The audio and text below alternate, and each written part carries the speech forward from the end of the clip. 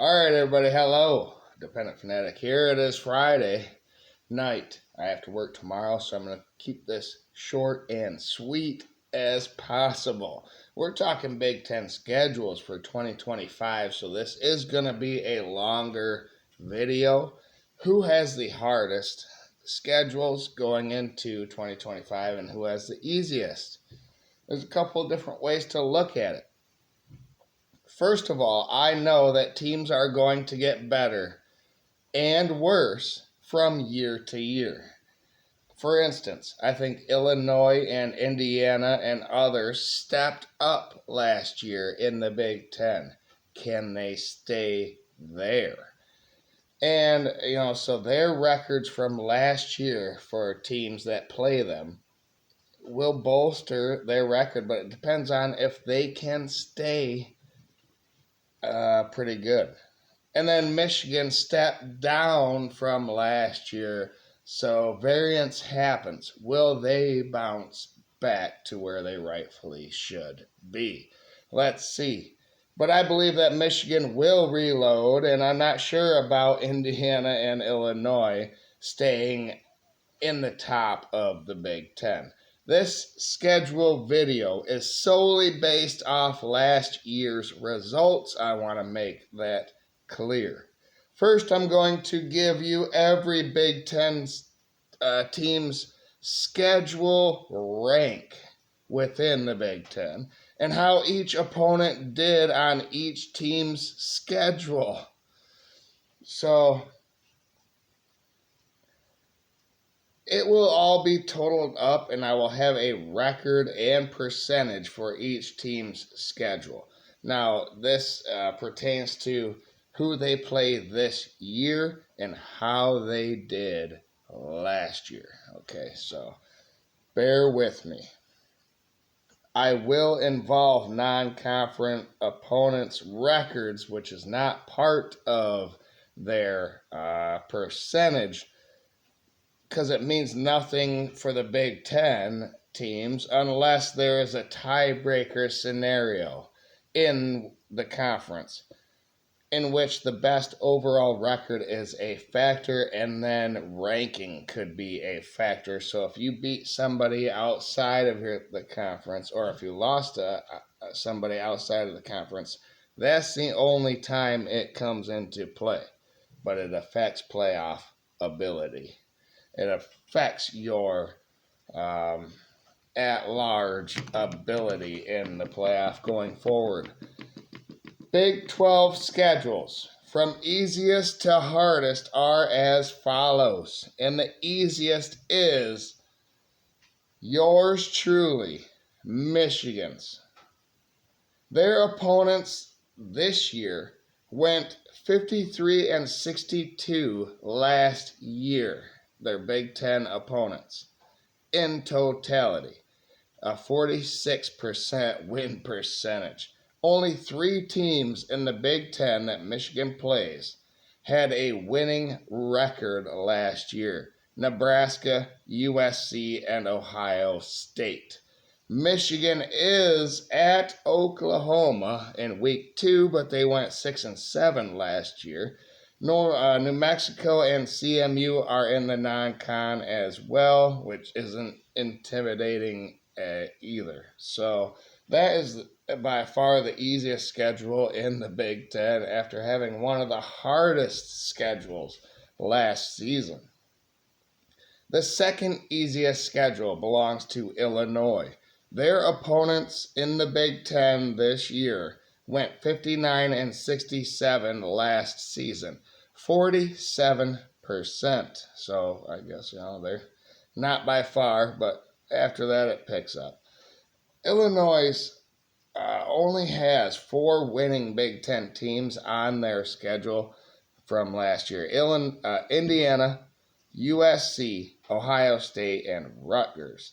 Illinois' best non-conference opponent is probably Duke, 9-4. It's definitely Duke, because Western Illinois and Western Michigan are not on par with Duke.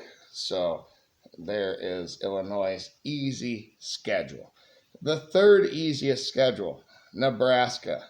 In the Big Ten, their opponents went 62 and 54. 5 winning teams from last year they play this year. Michigan, Minnesota, USC, Penn State, and Iowa. Nebraska plays Cincinnati at Arrowhead Stadium in Kansas City, who they went 5-7 last year. Otherwise, they have Akron and HCU on the docket in the non-conference. Pretty easy schedule, but we're moving up here. The Big Ten is no joke. The 4th easiest schedule belongs to Ohio State for 2025. Their opponents went 62 and 54 last season, their Big Ten opponents. 5 winning teams they play in the Big Ten from last year. Minnesota, Illinois, Penn State, Rutgers, and Michigan are among them. Ohio State plays Texas in week 1, who went 13 and 3 last year, making the playoff.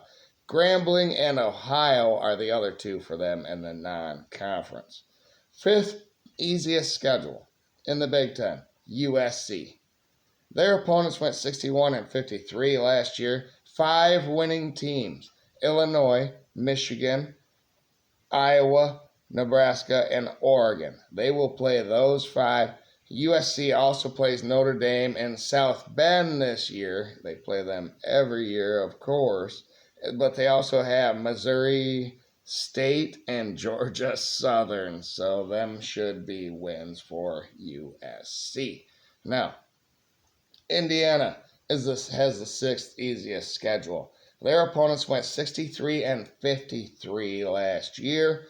Only 4 winning Big Ten teams, but some good ones. Illinois, a 10-win team. Iowa, 8-win team. Oregon, a 13-win team. And Penn State, a 13-win team from last season. Indiana has an easy non-conference once again, though, which I thought should have held them out from the playoff last year. It might actually do that this year because they have ODU, Kennesaw State, and Indiana State. Not very good. The 7th easiest schedule in the Big Ten, Minnesota. Their opponents in the Big Ten for this year went 64 and 53 last year. Ohio State, Nebraska, Iowa, and Oregon are all the winning teams that they played this season. Minnesota is at Cal in the non-conference, a 6-7 team in week 3, but they also played Buffalo and Northwestern State in the non-conference. The 8th easiest schedule, Maryland. Their opponents went 64 and 50 last year, so 14 games above 500. 5 winning teams they play this season. Nebraska, Indiana, Rutgers, Illinois, and Michigan. Maryland's toughest non-con is Northern Illinois, who went 8-5 last year. But I believe they beat Notre Dame. That's a fact. FAU and Towson are their other non-conference. So in 9th place in the easiest department. So we're talking about the 9th easiest. We're going to get to the 7 hardest here coming up, but we have a few more of these easier ones. Washington their opponents went 67 and 50. 5 winning teams from last year. Ohio State, Rutgers, Michigan, Illinois, and Oregon are all on the docket for Washington. Washington also plays the Apple Cup versus Washington State again this season, a non-conference game. They went 8-5 last year, and Washington also has Colorado State, who was, and then UC Davis in the non-conference. 10th easiest schedule is UCLA. Their opponents went 69 and 49, so plus 20 in the win department here. They play 5 winning teams. Penn State, Indiana, Nebraska, Ohio State, and USC. was a winning team last year. UCLA has Utah in the non-conference, who went 5-7, a huge dip after their great run in the last few years. UNLV and UNM are intriguing opponents in the non-con. So regional too for USC. The 11th easiest schedule, and it's the last of the easiest. Oregon. Their opponents went 69-49 as well, but they play 6 winning teams from the Big Ten last season. Penn State, Indiana, Rutgers, Iowa, Minnesota, and USC. Oregon also plays Oklahoma State in the non-conference, which is a Power 4 team, but they only went 3-9 last year, so that's not very impressive. And they also have the Oregon State game in the Civil War, but Oregon State went 5-7 last year, so not very impressive. They also have Montana State as their 3 non-conference games. So now, here are the top 7 hardest schedules in the Big Ten. And we're going to work our way up to the hardest, just like we have been all video. Michigan State has the 7th hardest schedule. 71-47 their opponents went last year. 60%. 7 winning teams they play. USC, Nebraska, Indiana, Michigan, Minnesota, Penn State, and Iowa are all. The non-conference is weak, though, which keeps them at the 7th hardest. Boston College, Western Michigan, and Youngstown State. The 6th hardest schedule in the Big Ten is Northwestern's. 72-47 their Big Ten opponents went last season. 61%. 7 winning teams last season are on their schedule. Oregon, Penn State, Nebraska, USC, Michigan, Minnesota, and Illinois. Northwestern plays at Tulane as well, who went 9-5 last season in the non-conference, along with Western Illinois and ULM. All right. Rutgers has the 5th hardest schedule in the Big Ten after having an easier one last season, and they made the most of it, being one of those winning teams in the Big Ten last year, 7-6. Now they play Big Ten teams that went 77-45 last year, 63% win percentage. 6 winning teams they play. Iowa, Minnesota, Oregon, Illinois, Ohio State, and Penn State. So arguably the 3 best teams, maybe 4 best teams. But Rutgers' non-conference is winnable. Ohio, Miami of Ohio, and Norfolk State. The 4th hardest schedule, in the nation belongs to Penn State. Their opponents went 74-44, a 63% win percentage. 6 winning teams they played from the Big Ten last year. Oregon, Iowa, Ohio State, Indiana, Nebraska, and Rutgers. The non-conference is pitiful for Penn State. Nevada, FIU, and Villanova are the 3 non-conference games for them.